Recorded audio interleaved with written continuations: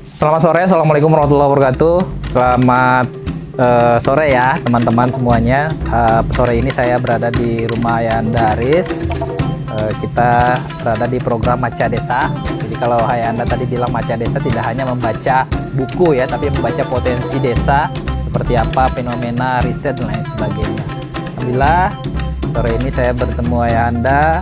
Saya ke sini dan teman-teman ada Bang Fikri ya, videografer kita ya, yang kemarin sempat bertanya dengan Ayanda terkait dengan riset Rambeti.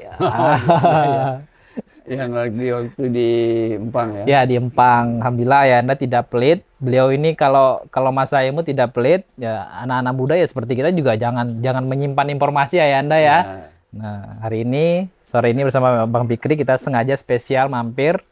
Karena sekarang beliau adalah keluarga kami ya, kami banyak belajar dari beliau terkait dengan kebudayaan. Dari sejak awal kita bertemu ya Anda ya, terkait dengan Barapan Kebo. Barapan Kebo yang pertama. Kemudian yang kedua terkait dengan Rambeti. Yang ketiga terkait dengan sekolah budaya. Keempat terkait dengan Kebo Kamit. Nah, kira-kira yang mana akan kita bahas nih Anda? Kalau Anda sebenarnya satu pertanyaan tapi bisa menjawab 4 pertanyaan ya. Kalau saya tergantung yang bertanya. Prinsipnya itu ada pertanyaan, ada jawaban sebetulnya ya. Iya, benar. Tergantung yang bertanya lah. Ya, ini Ayanda kemarin bersama adik-adik Karang Taruna Desa Jotang Beru Ayanda. Mereka sedang mencoba belajar tentang berkebudayaan Ayanda. Ya. Karena selama ini kan adik-adik ini menilai kebudayaan itu adalah berkesenian. Ya. Nah, kalau perspektif Ayahanda seperti apa kebudayaan ini? Karena yang muda, yang teman-teman muda ini kan belum paham. Mereka hanya tahu tentang gejreng. Oh, udah berkebudayaan gitu. Gimana menurut Ayahanda kaitannya? Nah, inilah sejak lama itu masalah pengertian berkebudayaan itu. Secara umum kita bangsa Indonesia ini selalu bukan saja di Sumbawa, di mana-mana di Indonesia. Melihat kebudayaan itu ada sebagai budaya konkret. Ya. Budaya konkret lagi dipersempit lagi. Yaitu budaya seni aja yang dia lihat. Oh, benar. Inilah budaya kita katanya. Benar. Dia tidak melihat itu. Nah, andai kata mereka tuh disentuh sedikit bahwa ini semua apapun kegiatan kita manusia di daerah manapun di dunia ini ya. Itu semua adalah bentuk kebudayaan. Kebudayaan itu sangat dipengaruhi oleh lingkungan dari daerah kita di mana dia tinggal. Situasi ya, tempat kita tinggal ya. Daerah 4 musim, negara-negara di daerah belahan utara, misalnya atau di Eropa, di Amerika, dan khususnya kita di Indonesia saja yang berada pada garis khatulistiwa, sudah demikian banyak aneka ragamnya kebudayaan kita. Kenapa bisa berbeda? Nah, pertanyaan besar ya. Kenapa bisa berbeda ya? Itu dapat dibuktikan bahwa karena tempat, lingkungannya masing-masing berbeda-beda. Iya, benar. Daerah pulau-pulau kecil berbeda juga. Daerah pulau yang lebih besar berbeda juga. Bagaimana komunitas-komunitas tertentu pada batu lingkup tertentu itu memenuhi hajat hidupnya. Baik, ada 2 hal di situ. Mereka menyusun dan menata adatnya sendiri. Adat nanti berbeda lagi kalau disebut adat istiadat, beda itu. Beda ya. Yang kedua, tradisi yang kebiasaan. Tradisi itu seperti dipahami adalah kebiasaan yang turun-temurun yang dianggap baik. Berkelanjutan. Nah, dan itu berkembang. Di masyarakat bisa hilang, tapi bukan hilang terus, tapi demi kepentingan dan kondisi zaman pada saat tertentu. Tradisi itu bisa hilang. Katakanlah seperti misalnya Barapan Kebo, misalnya kita di Sumbawa. Atau ya banyak yang lain-lain sebetulnya. Ambil contoh itu aja. Barapan Kebo ya. Barapan Kebo sekarang sangat jauh berbeda dengan Barapan Kebo yang tradisional zaman dahulu. Zaman dahulu itu semua orang punya kerbau, tapi tidak semua kerbau yang bisa dipakai untuk karapan. Nah, yang tidak punya kerbau karapan, dia bisa dengan bebas menonton, dia bebas memuji, dia bebas mengekspresikan dirinya mengekspresikan dirinya di situ dengan berbagai cara. apakah dengan budaya konkret tadi, dengan ngumang misalnya, balawas, bebas dia walaupun tidak punya kerbau di situ.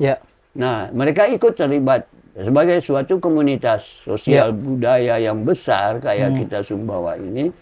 Dia memiliki merasa memiliki hak, yang punya hak menganggap itu adalah miliknya sendiri. Dari permainan itu. Jadi dia tidak perlu minta izin, tidak perlu bayar tiket, mereka tuh rame-rame mereka hatta harus merusak pematang orang karena kakinya yang begitu banyak besar manusia. Juga ya.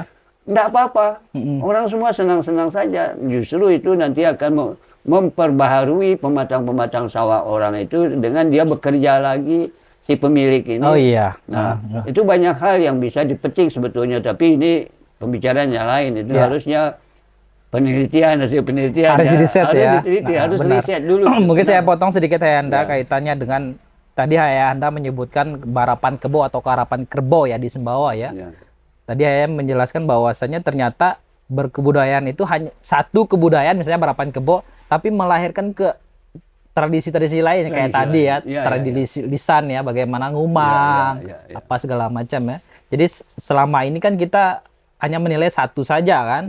Ternyata di berbagai belahan dunia pun ya kita nggak boleh sama dong ya, perlakuan budaya atau tradisi yang mereka laksanakan ya Ayahanda ya. Nah, kira-kira Ayahanda terkait dengan kelokalan kita, tadi Ayahanda menyebutkan barapan kebo tadi.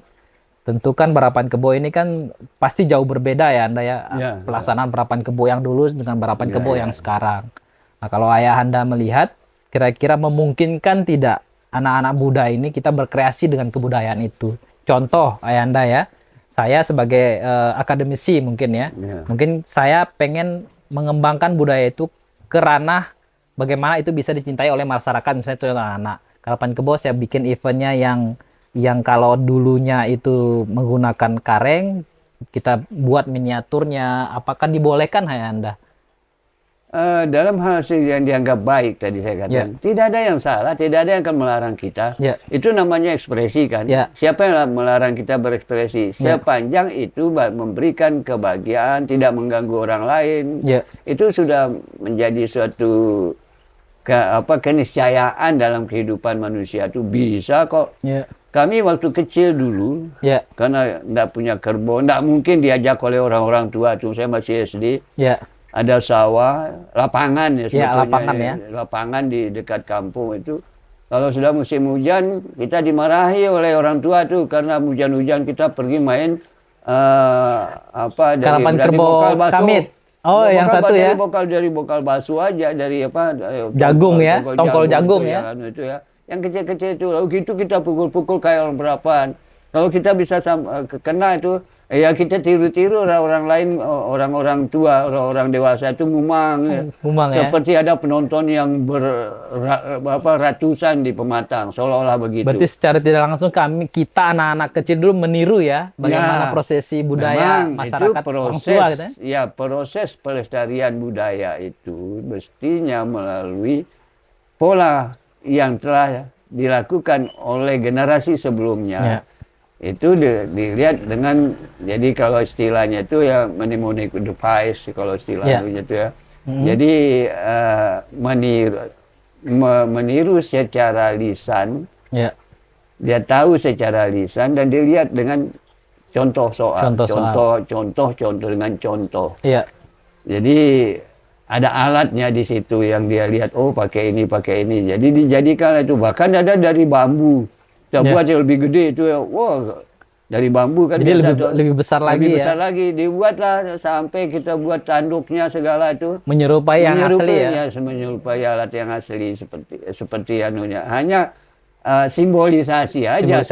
Itu kita mainkan di, padahal itu tidak ada arus, tidak ada apa, stagnan airnya tuh. Tapi dengan pukulan-pukulan ini membuat ombak. Seperti ombak ya. Jalan-jalan itu seperti itu. Luar biasa ya. Saya baru ketemu ternyata barapan kebo kamit itu nggak hanya pakai kamit ya. Ternyata juga ada yang pakai bambu. Terus bokal jagung atau pokok apa saja ya, batang-batang yang bisa mengambang. kita simbolisasi sebagai kerbau gitu ya, bisa mengambang di atas air, itu yang kita pakai sebetulnya. Sepertinya program Festival Ereng bakalan harus terrealisasi nih ya teman-teman Maca Desa di Jotang Beru. Tadi Ayah Anda sudah memberi kisi-kisi ya kepada kita pemuda ya, bahwasanya budaya itu bisa kita kembangkan selama itu baik dan itu bisa mengekspresikan kita ya. Dan kita sebagai anak-anak juga kan banyak belajar sebenarnya secara tidak langsung ya Anda ya. Baru sekarang kita paham ya bagaimana orang tua kami mengajak kita ke sawah, kemudian ke karapan. Ternyata tujuannya bukan disuruh dipaksa ya Anda, tapi biar kita belajar gitu ya. Nah, kira-kira Ayanda terakhir mungkin Ayanda pesan nih buat teman-teman muda ini yang baru nih mengenal budaya dan mereka ingin belajar Ayanda, karena selama ini kan banyak budayawan di luar sana mungkin ketika kita belajar kita langsung dipotong nih Ayanda. Padahal kita kan baru gitu, seharusnya kan dimotivasi Ayanda. Nah, kira-kira seperti apa ini Ayanda? Sekalian justru saya kalau melihat ini ya sebuah kesadaran yang sangat kita apresiasi sebetulnya. Namun tidak boleh hanya sekedar meniru, hanya sekedar pada permainannya saja. Kalau bisa, kita kembalikan kepada nuansa lama. Misalnya pada orang Karapan itu ya, banyak yang menarik sebetulnya kalau kita mengangkat. Contoh, ada yang mengekspresikan dirinya sebagai Sandro Saka misalnya. Sandro Saka ya. Ada ya Sandro masing-masing mereka kerbau, jadi satu kerbau itu ada 2-3 orang yang menjadi pendukung ya, menjadi pelayan lah katakan begitu.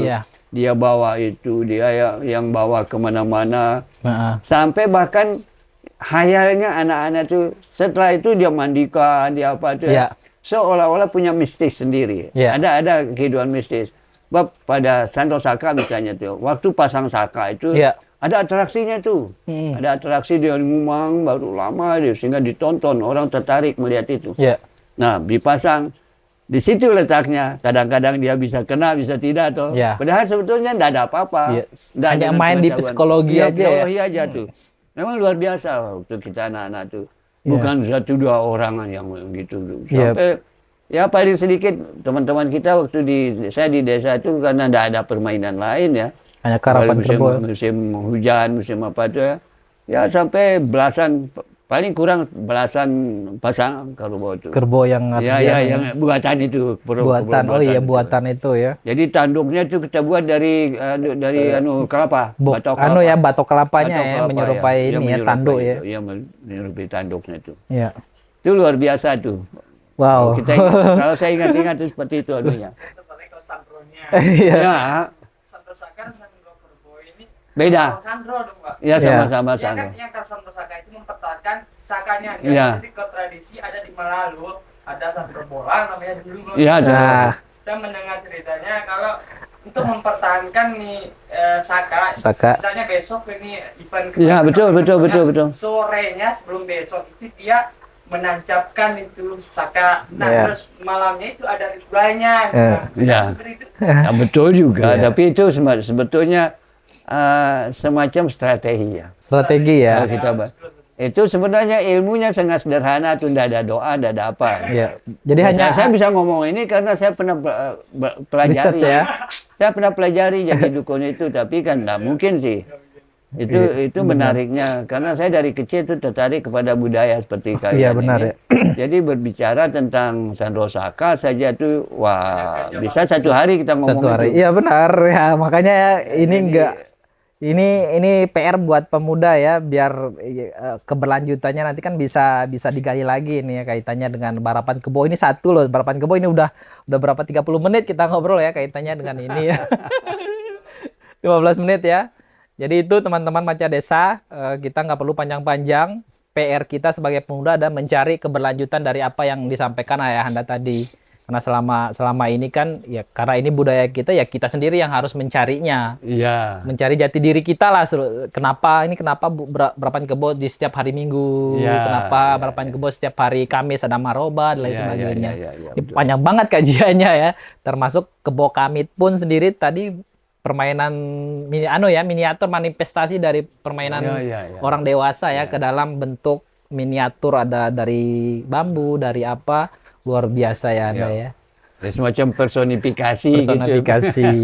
Kayaknya teman-teman Maca Desa di luar sana, Desa Jotang, sepertinya kita harus bikin sekolah ya. Walaupun sekolahnya nggak formal, tapi paling tidak Ayahanda nanti insya Allah nanti akan menjadi pengarah lah dari teman-teman ini, biar karena kami melihat di desa terutama Ayahanda terakhir mungkin.